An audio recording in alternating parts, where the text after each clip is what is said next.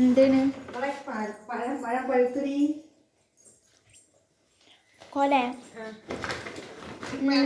പഴുത്തു. ഇതൊക്കെ കൂടി എങ്ങനെ തിന്നാ?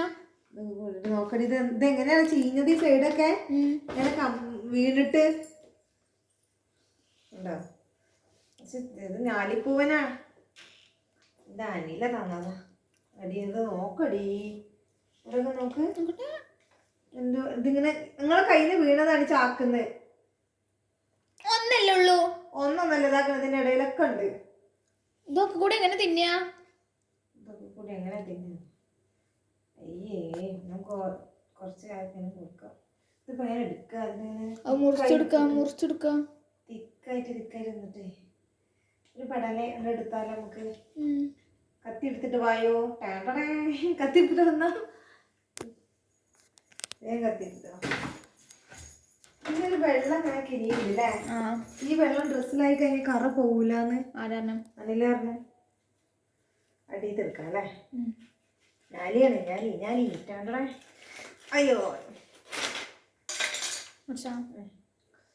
ഇത് നൂലുണ്ട്.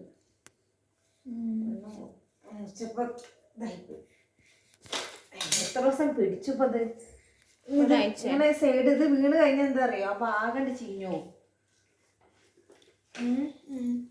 വെച്ചോക്കിയാ, ഇതിങ്ങനെ ശരിക്കും ഇത് കെട്ടിങ്ങ് നിക്കണം.